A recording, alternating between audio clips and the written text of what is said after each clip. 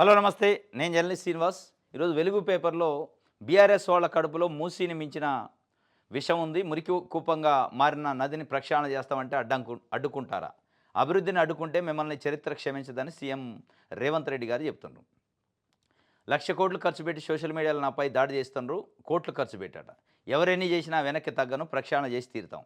అక్రమ కడ్డాలు, ఫామ్ హౌజులను ఉపేక్షించేది లేదు. ఎంతటి వారైనా విడిచిపెట్టం. మేము చేస్తున్న రియల్ ఎస్టేట్ వ్యాపారం కాదు, హైదరాబాద్ అభివృద్ధి. మూసీలో ఏడాదంతా మంచినీళ్లు ప్రవహించేలా ప్రణాళిక. 2 నెలల్లో గండిపేట గోదావరి జలాలు, మార్చి 31లోగా మూసీ ప్రక్షాళన మొదటి దశ పనులకు ప్రారంభం. గండిపేట టు గౌరెల్లి 55 కిలోమీటర్ల భారీ ఎలివేటెడ్ కారిడారు, నది తీరంలో ఆలయము, మసీదు, చర్చి, గురుద్వార నిర్మాణం. బాపు ఘాట్ వద్ద గాంధీ సరోవర్ నిర్మిస్తామని వెల్లడి. బీఆర్ఎస్ వాళ్ళ కడుపులో మూసీని మించిన విషయం ఉందట. ముఖ్యమంత్రి రేవంత్ రెడ్డి గారు చెప్తున్నారు. సరే, బీఆర్ఎస్ కడుపులో ఉందో లేదో కానీ మూసీలో అయితే ఉంది. ఇప్పుడు మూసీ ప్రక్షాళన గురించి రేవంత్ రెడ్డి గారు ముఖ్యమంత్రి అయిన దగ్గర నుంచి ఇప్పటి వరకు చెప్తూనే ఉన్నారు. అయిపోయింది, అయిపోయింది, వస్తుంది ఎవరు ఆపుతున్నారు? ఇప్పుడు ప్రతిపక్షాలు ఇంకోటి చెప్తూనే ఉంటాయి. ఆ ప్రక్షాళన కావట్లేదు కానీ మాటలే చెప్తున్నారు. ఇదే మూసీ పైన 10 సంవత్సరాల బీఆర్ఎస్ పరిపాలనలో కేసీఆర్ కూడా చెప్పిండు. మూసీలో కొబ్బరి నీళ్ళు లెక్క చేస్తా మూసీ నీళ్ళని అని చెప్పిండు ఆయన. ఆయన కొబ్బరి నీళ్ళు కాదు కదా, కొబ్బరి చెట్లు కూడా వేయాల. అదే మురికి ఉంది. మళ్ళీ ఈయన కూడా వచ్చి 2 సంవత్సరాలు అయిపోయాయి. ఇంక 3వ సంవత్సరంలో ఎంటర్ అయినాం. ఇక మళ్ళీ ఆగేది లేదు, తగ్గేది లేదు, ఆగేది లేదు, తగ్గేది లేదు. ఎవరు తగ్గమన్నారు, ఎవరు ఆగమన్నారు? అంటూనే ఉంటారు. నువ్వు ఏ పని చేసినా ఏదో ఒకటి అంటూనే ఉంటారు. మీరు లగచర్లలో చేశారు, లేదంటే ఫోర్త్ సిటీ ఫ్యూచర్ సిటీ చేస్తున్నారు, ఇంకా చాలా చాలా చేస్తున్నారు, హిల్ టిపీ చేస్తున్నారు. ఇవన్నీ అంటూనే ఉన్నారు. విమర్శిస్తున్నారని ఆగుతున్నారా? బీఆర్ఎస్ కడుపు నిండా విషయమే ఉంది కాబట్టి నేను ఆగుతాను, నన్ను అడ్డంకులు చేస్తానని అంటే ఆగదు కదా. ఎప్పుడు మీరు చేసేది డీపీఆర్ అంటే ఇంకా 1 ఇయర్ పట్టిద్దట. ఈ డీపీఆర్ఏ 1 ఇయర్ పడితే అప్పుడు 3 ఏళ్ళు పూర్తయింది మీ ప్రభుత్వం వచ్చి. ఇంకెన్ని ఏళ్ళు ఉంటుందో 2 ఇయర్స్ ఉంటుంది. 2 ఇయర్స్లో 1 ఇయర్ అయిపోతే ఇంకొక 1 ఇయర్ ఎలక్షన్ హడావుడే ఉంటుంది. ఎప్పుడు మీరు ఆ మూసి ప్రక్షాళన చేసేది? మాటలు నీటి మీద రాతలు లెక్క అయిపోయినాయి. ఇది ఆయన చెప్తున్నారు. ఎవరన్నీ చేసినా కానీ నేను ఆగే పనే లేదు, నేను చేస్తూనే ఉంటా అని. అది చేసేటప్పుడు వాళ్ళకి సంబంధించిన ప్యాకేజా వాళ్ళకి ఇబ్బంది లేకుండా అక్కడ ఉన్న పబ్లిక్కి చేయాలి. ముందు అది వదిలిపెట్టి అసెంబ్లీలో వాదనలు, పొలిటికల్ పార్టీల మీద విమర్శలు. నేను స్వయంగా ఇబ్రహీంపట్నం కాంగ్రెస్ పార్టీ ఎమ్మెల్యే మల్రెడ్డి రంగారెడ్డి గారు దాదాపు నాకు తెలిసి 30 నిమిషాల పాటు సుదీర్ఘమైన ప్రసంగం చేసిండు. ప్రభుత్వ విధానం పైన సూటిగా ఒక ప్రతిపక్ష పార్టీ ఎమ్మెల్యే మాట్లాడినట్టు. దాన్ని చూశాను మీరు కనువింపు కలగాలి. మీరు చేస్తున్న హైడ్రా, మీరు చేస్తున్న జిహెచ్ఎంసీలో 27 మున్సిపాలిటీలని 6 కార్పొరేషన్లని విలీనం చేయటం, దీనిపైన ఆయన చాలా సూటిగా పబ్లిక్ ఒపీనియన్ చెప్పిండు. ఇప్పుడు అదే మాటలు బీఆర్ఎస్ పార్టీ వాళ్ళు ఇంకోళ్ళో మాట్లాడితే, వేరే పార్టీ వాళ్ళు మాట్లాడితే మీరు మైకులు కట్ చేస్తారు. మల్రెడ్డి రంగారెడ్డి కాంగ్రెస్ పార్టీ నుంచి గెలిచిన ఆయన సీనియర్ పొలిటీషియన్ కాబట్టి మీరు మాట్లాడనిచ్చారు, సంతోషం. ఆయన చెప్పిన చాలా వాల్యుబుల్ మాటలు ఉన్నాయి అందులో. ఆ వాల్యుబుల్ మాటలలో ఈ మూసీ కానీ హైడ్రా కూడా ఉంది. చెరువులు, కుంటలు, నాలాలు కబ్జా చేసి వెంచర్లు వేస్తే ఆ వెంచర్లకు పర్మిషన్ ఇచ్చేది HMDA, RERA, GHMC, local bodies, మనమే ప్రభుత్వం. ఆ పర్మిషన్ కాపీలు చూపించి ఆ ప్లాట్లు అమ్ముతూ ఉంటారు ప్రజలకి, ఆ రియల్ ఎస్టేట్ చేసిన వెంచర్ల వాళ్ళు. ఇది ప్రభుత్వమే ఇచ్చింది, హెచ్ఎండిఏ ఇచ్చిన పర్మిషన్ కాబట్టి చాలా అథెంటిక్ ఉంటుంది, న్యాయబద్ధమైంది, చట్టబద్ధమైంది అని ప్రజలు కొనుక్కున్నారు. మధ్యతరగతి ప్రజలు కొనుక్కొని వాళ్ళు సంతోషంగా ఉంటే వాళ్ళ ఇళ్ల పైనకి బుల్డోజర్లు పంపి మీరు హైడ్రా రంగనాథ్కి ఇచ్చి కూల్చేస్తే, ఆ కూల్చే సమయంలో కనీసం వాళ్ళ కాడ ఏం పేపర్ ఉందో చూడని అమానవీయంగా ప్రవర్తిస్తే చూడకుండా ఎట్లా అని చెప్పి ఆయన అడిగిండు మల్రెడ్డి రంగారెడ్డి గారు. దానికి ఈరోజు మీరు సమీక్ష చేయాలా? బీఆర్ఎస్ వాళ్ళ కడుపులో విషయం ఉందా లేదు కానీ మీ కడుపులో ఏముందో చూసుకోండి. అసలు ఇచ్చేది మన గవర్నమెంట్లే, హెచ్ఎండియో, జిహెచ్ఎంసీయో, రెరానో, మున్సిపాలిటీనో ఇంకోటి ఇస్తున్నాయి. ఆ పర్మిషన్ కాపీ చూసిన తర్వాత అసలు దీన్ని ఎట్లా చేయాలని కనీసం ఆలోచించాలిగా. మాకు హైడ్రా ఉంది కాబట్టి కూల్చేస్తామని ఈరోజు ప్రజల తినే కంచంలో మన్ను పూశారు మీరు. రేపు మూసీలో కూడా అదే జరగబోతుంది. అవి కాకుండా చేయండి ప్రక్షాళన. అన్యాయం చేయకుండా, వాళ్ళ గొంతు కోసే కార్యక్రమం చేయకుండా, వాళ్ళకి మేలు చేస్తూ ప్రజలకు మేలు చేసే కార్యక్రమం, హైదరాబాద్ శుద్ధిగా ఉండే కార్యక్రమం చేయాలి తప్ప మీ పట్టుదల కోసం మూర్ఖంగా హైడ్రా విషయంలో మూర్ఖమే. అదే హైదరాబాద్లో జిహెచ్ఎంసీలు విలీనం పైన కూడా ఆయన మాట్లాడారు. ఏ ప్రజల ఒపీనియన్ తీసుకున్నారు, ఏ ప్రజాప్రతినిధుల ఒపీనియన్ తీసుకున్నారు, ఆ స్థానిక సర్పంచ్లా, స్థానిక మున్సిపాలిటీ కార్పొరేటర్లా, లేదంటే కౌన్సిలర్లా వాళ్ళ ఒపీనియన్ ఎక్కడ తీసుకున్నారు? కనీసం ఎంపీల ఒపీనియన్ కనీసం తీసుకున్నారా, ఏ పద్ధతిలో చేశారు తెలుస్తుందా మీకు అని సూటిగా అడిగిండు ఆయన. ఇది ఒక వార్త. అయితే కేసీఆర్ అసెంబ్లీకి రావాలి, తప్పు చేయనప్పుడు ఎందుకు మాట్లాడాలని కేసీఆర్ గారి కూతురు కవిత చెప్తుంది అసెంబ్లీ మీడియా పాయింట్ దగ్గర. కేసీఆర్ అసెంబ్లీకి రావాలని ఇప్పటిదాకా కాంగ్రెస్ వాళ్ళు అన్నారు, ఇప్పుడు ఆయన కూతురు కూడా అంటుంది. వాస్తవం కూడా రావాలి. 3 నిమిషాలు ఉండిపోవటం ఏంది దరిద్రంగా. ఇప్పుడు ఏమవుతుంది, దాదాపు 2.5 గంటల పాటు తెలంగాణ భవన్లో ప్రెస్ మీట్ పెట్టి చెప్పారు కేసీఆర్ గారు. ఈ రాష్ట్రంలో జరుగుతున్న పరిస్థితి, రైతులకి, తెలంగాణ రాష్ట్రానికి, నీళ్ల విషయంలో జరుగుతున్న అన్యాయము, అనేక రకాల అంశాలపైన మాట్లాడారు మీరు. మాట్లాడినప్పుడు అంటే ప్రభుత్వ పరిపాలన బాగలేదు, దానివల్ల ఈ రాష్ట్రం నష్టపోతుంది, ఈ రాష్ట్రం దివాలా తీయబోతుంది, ఈ రాష్ట్రంలో ప్రజలు ఇబ్బంది పడుతున్నారని చెప్పారు. మరి ఆ ఇబ్బందుల గురించి ప్రతిపక్ష పార్టీగా మీరు మాట్లాడగలగా అసెంబ్లీ వేదికగా? మాట్లాడకుండా 3 నిమిషాల్లో పోయారంటే సమస్యలు లేవనే దాని అర్థం? ఈ రాష్ట్రంలో సమస్యలు లేవు, అద్భుతమైన పరిపాలన అందిస్తున్నాం కాబట్టి ప్రశ్నించేది లేదు కాబట్టి మేము ఎందుకు అసెంబ్లీలో వెళ్ళిపోయారా కేసీఆర్ గారు అని చెప్పి ఈరోజు కాంగ్రెస్ పార్టీ కానీ ప్రజలు అడుగుతున్నారు. ప్రజలు ఆశించారు తెలంగాణ సమాజం కేసీఆర్ ఏదో మాట్లాడతారు, మాట్లాడితే ప్రభుత్వంలో చలనం వస్తుంది, మాట్లాడాలని కోరుకున్నారు. మాట్లాడలే. చివరికి ఆయన కూతురు కూడా బయటకు వచ్చి కేసీఆర్ అసెంబ్లీకి రావాలి, ఎందుకు తప్పు చేయనప్పుడు మాటలు పడాలి. ఆమె బాధ ఏంటంటే నా తండ్రిని మాట్లాడుతున్నారు, కసబుతో పోల్చిండు, ఉరి తీయాలన్నాడు కాబట్టి రేవంత్ రెడ్డి, ఎందుకు ఆ మాటలని పడాలి, మనం అద్భుతమైన పరిపాలన చేసినాం కాబట్టి ఎందుకు మాటలు పడాలి, తప్పు చేయనప్పుడు మాటలు ఎందుకు పడాలి అని ఇక్కడ చెప్తారు. ఊర్లలో పోయి ఏం చెప్తున్నారు, కేసీఆర్ 10 ఏళ్ల పరిపాలనలో చాలా తప్పులు జరిగినాయి, ఉద్యమకారులు నిర్లక్ష్యం చేసినాయి, చాలా నేనే తప్పు చేసినా క్షమాపణ చెబుతున్నా అంటారు. 2 రకాల మాటలు ఆమె చెబుతుంది. మొత్తానికి కేసీఆర్ మాటలు ఎందుకు పడాలి తప్పు చేయనప్పుడు అని ఒక వార్తని ఇచ్చారు. బీఆర్ఎస్ బైకాట్ చేసింది నిన్న అసెంబ్లీ నుంచి, ఎందుకంటే మాకు మైక్ ఇవ్వట్లేదు. ఏడాదిలో మూసీకి డిపిఆర్ఏ ఏడాదిలో ప్రక్షాళన ఎప్పుడు కావాలి, ఆ మురికిని ఎప్పుడు తీయాలి, ఇది ఏం గమ్మత్తులు, ఏమి జోకులు ప్రజలపైన. ఇంకా ఏడాది పడితే అది డిపిఆర్ రాడని, డిపిఆర్ ఏడాది పడితే దానికి ఆమోదం దొరికాక ఇంకొక ఏడాదిలో ఎన్నికలు. ఏంది మీరు చేసేది, ఏముండదు ఆడ మాటలు తప్ప. రైట్,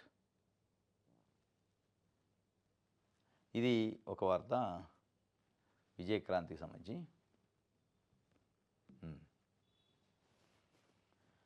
వెనక్కి తగ్గేది లేదు, ఎన్ని విమర్శలు వచ్చినా మూసీ పునరుజ్జీవనంపై ముందుకు పోండి. ఎన్ని రోజులు పోతారు, ఎన్నాళ్ళు ఈ ముందుకు పోతున్నాం, పునరుజ్జీవనం ప్రక్షాళన ఎప్పుడు చేసేది, ఎన్నాళ్ళు ఈ మాటలేనా అనేది తెలంగాణ ప్రజలు అడుగుతున్న పరిస్థితి. రైట్, బైకాట్స్తో బీఆర్ఎస్ సెల్ఫ్ గోలు, పాలమూరు రంగారెడ్డి నదీ జలాలపై చర్చకు దూరం, జవాబు ఇవ్వలేకనే పారిపోయారంటూ కాంగ్రెస్ విమర్శలు. నేను బీఆర్ఎస్ పార్టీ వాళ్ళు శీతాకాల సమావేశాలని, అసెంబ్లీ సమావేశాలను పూర్తిగా బైకాట్ చేశారు. ఇదే బీఆర్ఎస్ పార్టీ నాయకులు బీఎస్సీ సమావేశంలో 7 రోజులు కాదు 2 వారాలు 3 వారాలు సమావేశాలు పెట్టాలంటారు. బీఆర్ఎస్ అధినేత ప్రతిపక్ష నాయకుడు 3 నిమిషాలు అంటాడు, వీళ్ళు 3 రోజులు కూడా అటెండ్ కాలే. ఏంటంటే మాకు మైక్ ఇలా కట్ చేశారంటారు. అరే మైకులు కట్ చేస్తూనే ఉంటారు, మీరు అందులో ఉంటే ఎవరు వద్దన్నారు, బైకాట్ ఏం చేయాలి. వీళ్ళ బాధ ఏంటంటే కేసీఆర్ని రేవంత్ రెడ్డి తిట్టినగా మేము కూడా రేవంత్ రెడ్డిని తిట్టడానికి అవకాశం ఏం లేదంటే, తిట్టుకోవడానికి కాదుగా, ఆయన తిట్టడమే పెద్ద తప్పు. అసెంబ్లీ మన సెక్రటరియట్లో కూర్చొని ఉరి వేయాలి ఇదంటే పెద్ద తప్పు. ఏదైనా ఉంటే చర్యలు తీసుకొని ఉరి వేయటం గిరేయటం చట్ట ప్రకారం చర్యలు తీసుకోవడానికి అవకాశాలు ఉన్నాయి. ఆయన తిట్టిండు కాబట్టి మేము తిడతాం. ఇప్పుడు ఆయన తిట్టడానికి మీరు తిట్టడానికి ప్రజల సొమ్ముతో అసెంబ్లీలో కూర్చునేది కాదు కదా. ప్రజలు పన్నులు కడితే ఆ పన్నులతోనే అసెంబ్లీ నడుస్తుంది. అసెంబ్లీ ప్రజల కోసం చర్చించాలి తప్ప, నిజంగా నిన్న ఇబ్రహీంపట్నం ఎమ్మెల్యే మల్రెడ్డి రంగారెడ్డి ఈ మధ్యకాలంలో అసెంబ్లీలో జరుగుతున్న చర్చల్లో అద్భుతమైన ప్రసంగం చేసిండు, ప్రజల గురించి మాట్లాడిండు. ఆయన కేవలం ప్రజల గురించే మాట్లాడిండు. అది కూడా కాంగ్రెస్ పార్టీ ఎమ్మెల్యే కాబట్టి మాట్లాడటానికి మైక్ కట్ చేయకుండా ఇచ్చారు. అట్లా ప్రతిపక్షాలను కూడా మాట్లాడే అవకాశాన్ని ప్రజల గురించి మీరివ్వాలి. అధికార పక్షం మైక్ ఇచ్చింది కాబట్టి, స్పీకర్ మైక్ ఇస్తే మేము పొలిటికల్గా కారణాలు చేయడానికి, కౌంటర్లు వేయడానికి వాడుకుంటున్నట్టుగా ప్రజలు నిజంగా ఏమి ఎదుర్కొంటున్నారు సమస్యలు అది మాట్లాడాలి. ఒక అసెంబ్లీలో ఒక ఎమ్మెల్యే యూరియా సమస్య గురించి మాట్లాడు, రైతు రుణమాఫీ గురించి మాట్లాడు, ప్రజలు అనేక 6 గ్యారెంటీల కోసం ఎదురు చూస్తారో మాట్లాడరు, నిరుద్యోగుల గురించి మాట్లాడరు, ఉద్యోగాల గురించి ఏందేందో గొప్పలు చెప్తూ ఉంటారు అన్ని పార్టీల వాళ్ళు. మేము పొడిచినామంటే మేము పొడిచినామని. ఇక దీంట్లో మైకులు కట్ చేయటాలు, బైకాట్లు, నిరసనలు. దేనికోసం మీ నిరసన? తిట్టుకోవడానికే? తిట్టనీ లేదని నిరసన తెలుపుతారా? బైకాట్ చేస్తారా? శీతాకాల సమావేశాలు మొత్తం తిట్టుకొని రోజు బయట చేసేదేగా, మళ్ళీ అసెంబ్లీలో కూడా అదేనా? అటు బీఆర్ఎస్ సెల్ఫ్ గోల్ చేసుకుందా అంటే అదని అనిపిస్తుంది. వాళ్ళు కృష్ణా జలాలపైన చర్చిస్తాం, పవర్ పాయింట్ ప్రజెంటేషన్ చేస్తాం అన్నారు. నిలబడాలి, కూర్చోవాలి. తిట్టే తర్వాత తిట్టుకోండి బయటికి పోయాకే. ముఖ్యమంత్రి తిడితే ఇంకా 100 తిట్లు తిట్టి ఎవడొద్దండు. మీరు ఎట్లా కాగలరు? అసెంబ్లీని కూడా తిట్టడానికి వేదికగా వాడుకుంటే వాళ్ళు మైకాడ్ చేస్తాండి. ఇది మొత్తానికైతే బీఆర్ఎస్ నిన్న బైకాట్ చేసి వెళ్ళిపోయింది. నా రక్తం మరుగుతుందట కవిత గారిది. రక్తం మరిగిపోతుందట పాపం. దేనికంటే ఆమె కేసీఆర్ని టెర్రరిస్ట్తో పోల్స్తారా? మరి రక్తం మరిగి మళ్ళీ బీఆర్ఎస్లో పోతారా ఎట్లా? మళ్ళీ కేసీఆర్ పిలిచినా పోనంటాడు. మరి కేసీఆర్ పిలిచినా పోనోళ్ళు కేసీఆర్ని ఒక మాట అంటే మీకు రక్తం మరిగితే అసలు మీరు దేనికోసం పనిచేస్తున్న? ప్రజల కోసమా, కేసీఆర్ కోసమా, లేకపోతే కేసీఆర్ వదిలిన బానమా, లేకపోతే రేవంత్ రెడ్డిని వదిలిన బానమా, ప్రజలు వదిలిన బానమా? మీరు ఒక అయోమయంలో గందరగోళంలో ఉన్నట్టుంది. రైట్. ఆంధ్రప్రభ చూద్దాం. అట్టుడికిన అసెంబ్లీ, బీఆర్ఎస్ నిరసన వాకౌట్. అట్టు లేదు, షారు లేదు, ఏది ఉడకలే. ఏం ఉడికింది? ఏడుంది? అట్టు ఉడకడానికి వాళ్ళు వెళ్ళిపోయాయి బయటికి. ఈ హెడ్డింగ్ చూడు, అట్టు ఉడికిందట అసెంబ్లీ. దేనికోసమా? ప్రజల కోసమా? యూరియా కోసం క్యూ కట్టిన రైతుల కోసం ఏమన్నా అట్టు ఉడికిందా? లేదంటే రైతు రుణమాఫీ కానీ రైతుల కోసం ఏమన్నా అట్టు ఉడికిందా? దేనికోసం అట్టు ఉడికింది? మొదటి సంవత్సరంలో 2 లక్షల ఉద్యోగాలు వేస్తారంటే ఉద్యోగాలు ఎందుకు ఇవ్వలేదని అడిగిన దాంట్లో అట్టు ఉడికిందా? నిరుద్యోగుల గురించి, ఉద్యోగులకు రావాల్సిన డిఏలో, టీఏలో, లేకపోతే పీఆర్సీలో, ఐఆర్ల గురించి అట్టు ఉడికిందా? దేని గురించి అట్టు ఉడికింది? దేని గురించి అట్టు ఉడకలే. అట్టు ఉడకడానికి అసలు అట్టు లేదు, ఉడికేది లేదు, పెనం లేదు ఆడ. వాళ్ళు సింపుల్గా బైకాట్ చేసి వెళ్ళిపోయారు. వీళ్ళ సోదీలు చెప్పుకుంటున్నారు.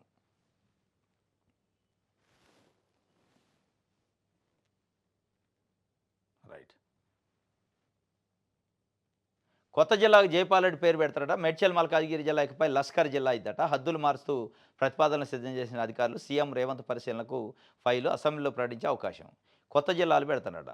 భారత ఫ్యూచర్ సిటీ అని ఫ్యూచర్ సిటీ పెట్టిండుగా దాన్ని ఒక జిల్లా చేస్తారట.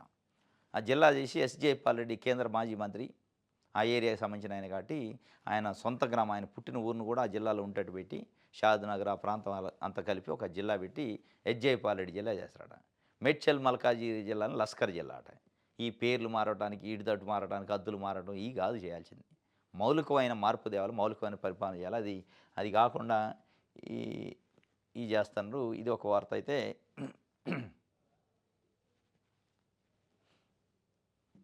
ఆంధ్రజ్యోతి చూద్దాం.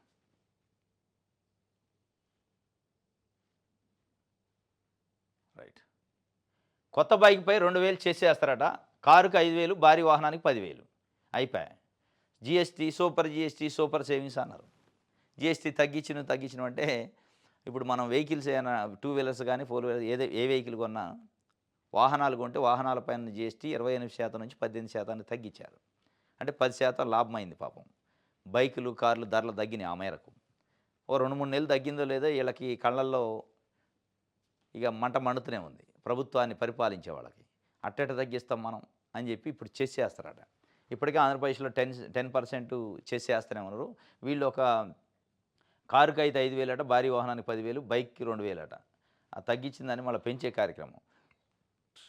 జల వివాదాలపై కమిటీ 13 మందితో ఏర్పాటు చేసిన కేంద్ర జలశక్తి శాఖ. కమిటీలో ఇరు రాష్ట్రాల నుంచి 4 చొప్పున అధికారులు. గోదావరి, కృష్ణా బోర్డుల చైర్మన్లకు స్థానం. కేంద్ర జల సంఘం చైర్మన్ సారథ్యం. 3 నెలల్లో నివేదిక ఇవ్వాలని గడువు కేంద్ర మంత్రి కిషన్ రెడ్డి వెల్లడి. జల వివాదాలపైన కమిటీ అట. ఇది పెద్ద జోకు. ఏం కమిటీ? జల వివాదాలపైన కమిటీలు వేస్తే కాదు, బ్రిజేష్ కుమారు లేదంటే బచావత్ ట్రిబ్యునల్ లాంటి ట్రిబ్యునల్ వేస్తేనే కొన్ని దశాబ్దాల పాటు చేస్తేనే వివాదాలు పోలే. ఈ 3 నెలల్లో వివాదాలు పోతాయి. ఎవరి కోసం ఎవరి చెవులు పూలు పెడుతుండ్రో, ఎవరి కోసం ఈ కమిటీ? ఇది చంద్రబాబు నాయుడు గారి స్వప్నం. ఈ కమిటీ చంద్రబాబు నాయుడు గారి స్వప్నం. చంద్రబాబు నాయుడు గారి మనసులో ఉన్న, చంద్రబాబు నాయుడు గారి ఎజెండా అయిన బనకచెర్ల లేదంటే ఇప్పుడు నల్లమల సాగరు పూర్తి చేయటం కోసం ఈ కమిటీ తప్ప దేనికోసం వివాదాల పరిష్కారానికి కాదు. దీని వెనక తెలుగు రాష్ట్రాలకు సంబంధించిన ఒక పెద్ద బడా కాంట్రాక్టర్ ఉండు. ఇప్పుడు తెలుగు రాష్ట్రాలకి, 2 రాష్ట్రాలకు ముఖ్యమంత్రిగా ఉన్న చంద్రబాబు నాయుడు గారు కానీ, రేవంత్ రెడ్డి గారు గతంలో ప్రతిపక్షంలో ఉన్నప్పుడు అదే బడా కాంట్రాక్టర్ పైన విమర్శలు గుప్పించారు. ఈ 2 గతంలో ఉన్న జగన్మోహన్ రెడ్డి, కేసీఆర్ ఆ బడా కాంట్రాక్టర్కి సంపదను దోచిపెడతారు 2 రాష్ట్రాలకు సంబంధించి అని చెప్పారు. వీళ్ళు ముఖ్యమంత్రి కాగానే వీళ్ళ ఇంట్లో వచ్చి వాళ్ళండి ఆ బడా కాంట్రాక్టర్. ఆ సంపదను దోచుకునే ఆయనతోనే దోస్తీ కట్టారు వీళ్ళిద్దరు. మళ్ళీ ఇప్పుడున్న ముఖ్యమంత్రులు గతంలో సంపదను దోచుకుంటుండ అని చెప్పినా ఆ వ్యక్తితో బడా కాంట్రాక్టర్‌తోని జతగట్టి వీళ్ళు ముగ్గురు కలిసి కూర్చొని బనకచెర్ల, నల్లమల సాగర్ అని రకరకాల రూపులు, రేఖలు మార్చుకుంటూ దానికి ఓ 70, 80 వేల కోట్లు కాజేసే కార్యక్రమానికి నాంది పలికారు. ఇక దానికోసం తెలంగాణ సమాజం నుంచి వ్యతిరేకత వస్తుంది. బనకచెర్ల, నల్లమల సాగర్ కాబట్టి ముఖ్యమంత్రి గారు ఢిల్లీలో మీటింగ్ పెడితే ముఖ్యమంత్రుల స్థాయి కేంద్ర జలశక్తి శాఖ మీటింగ్ పెడితే పోయి బయటికి వచ్చి ఏం చెప్పిండంటే, "సార్ ఏమన్నారు బనకచెర్ల పైన అబ్జెక్షన్ చెప్పారంటే, అసలు వాళ్ళు కడతనంటేగా నేను అబ్జెక్షన్ చెప్పడానికి" అన్నాడు. అసలు ఆ ప్రస్తావన లేదన్నాడు. మరి దేనికోసం అంటే రకరకాల వేరే వేరే జల వివాదాలపైన మాట్లాడినాం అన్నాడు. దాని తర్వాత అదే ఇంకొక 5 నిమిషాలకు బయటకు వచ్చిండు. అక్కడ ఆంధ్రప్రదేశ్ జల వనరుల శాఖ మంత్రి నిమ్మల రామానాయుడు బయటకొచ్చి బనకచెర్ల పైన చాలా అద్భుతమైన చర్చ జరిగింది. ముందుకు పోవటమే.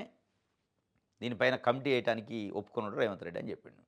ఇక అక్కడ దొరికిపోయిండు దొంగ. అంటే బనకచెర్లను కట్టడానికి నల్లమల సాగరో పేరు మార్చో ఇంకోటో తెలంగాణ సమాజం నుంచి వ్యతిరేకత ఉంది కాబట్టి, సార్ మనం ఏం చేద్దామంటే ఒక అధికారుల స్థాయిలో కమిటీ వేద్దాం అని చెప్పి ఈయన రేవంత్ రెడ్డి చంద్రబాబు నాయుడు గారి సూచన. నీకు కూడా ఇబ్బంది లేకుండా ఉంటది. అంటే శిష్యుడికి తెలంగాణ సమాజం నుంచి వ్యతిరేకత లేకుండా ఉండాలి. ఒక కమిటీ వేసి కమిటీ ఆమోదం తెలిపింది కాబట్టి కట్టొచ్చు అని చెప్దాం. ఇక నువ్వు కూడా చేతులు ఎత్తేయచ్చు. కమిటీ చెప్పింది కాబట్టి ఇక మనం ఏం చేయలేమని ఇవన్నీ దాగుడు మూతలు ఇవ్వాలి. దేనికి ఈ కమిటీలు జల వివాదాల పైన కమిటీలట 13 మందితోని ఏర్పాటు చేశారట. ఇది 3 నెలల్లో రిపోర్ట్ ఇవ్వాలట. అయితే ఇది 30, 40 సంవత్సరాల నుంచి 1969లో బచావ్ ట్రిబ్యునల్ ఇస్తే 2004లో బ్రజేష్ కుమార్ ట్రిబ్యునల్ ఇస్తే ఇంతవరకు దిక్కు లేదు దివానం లేదు జల వివాదాలకి. పరిష్కారం దొరకలే ఇంతవరకు. 3 నెలలు అధికారులు కూర్చుంటే అయితాది. ఈ అసలు అధికారుల కమిటీకి ఏం శాంటిటీ ఉంటది? ఏం చట్టబద్ధత ఉంటది? వీళ్ళు ఇచ్చే రిపోర్ట్‌కి ఏముంటదంటే ఏం చట్టబద్ధత ఉండదు, ఏది ఉండదు. కేవలం ఆ నల్లమల సాగర్‌ను ముందుకు తీసుకుపోవడానికి. ఆ సో కాల్డ్ బడా కాంట్రాక్టర్ చేతిలో కొన్ని వేల కోట్ల రూపాయల ప్రభుత్వ సంపదను పెట్టి, ఆ సంపదలో కమిషన్లు తీసుకోవడానికి 2 రాష్ట్రాల్లో ఉన్న పరిపాలకులు నాంది పలికారు. దానికోసం కమిటీలు తప్ప వేరే ఏం లేదు. రైట్. ఇది ఆంధ్రజ్యోతికి సంబంధించి.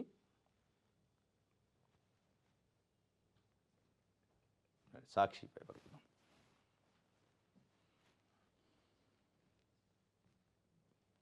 బీఆర్ఎస్ బైకాట్ సమావేశాలు ముగిసే వరకు అసెంబ్లీకి దూరం అట. వాళ్ళు సెల్ఫ్ గోల్ చేసుకున్నారు. ఉద్యోగులు పెన్షన్ల బెనిఫిట్ 1752 కోట్లు చెల్లించా. వారి పెండింగ్ బిల్లులను వీలైనంత వేగంగా క్లియర్ చేస్తాం. ఇప్పటివరకు ఉన్న మెడికల్ బిల్లులని పూర్తి స్థాయిలో చెల్లించా. శాసనమండలిలో డిప్యూటీ సీఎం బట్టి విక్రమార్క చెబుతుండు. ఉద్యోగులు పెన్షనర్ల బెనిఫిట్లు 1752 కోట్లు ఇప్పటికే చెల్లించారట. ఇక మిగతాయి కూడా చెల్లిస్తాం అంటాడు. రైట్. ఫిబ్రవరిలో మున్సిపల్స్ ఉంటాయా? సంక్రాంతికి ముందు లేదా తర్వాత షెడ్యూల్ ప్రకటించే అవకాశం అట. 17 లేదా 18వ తేదీన విదేశాలకు ముఖ్యమంత్రి రేవంత్ రెడ్డి దావోస్ పర్యటనకి వెళ్తాడు. దానికంటే ముందే మున్సిపల్ ఎన్నికల షెడ్యూల్ వచ్చే అవకాశం ఉందట సంక్రాంతి కంటే ముందే.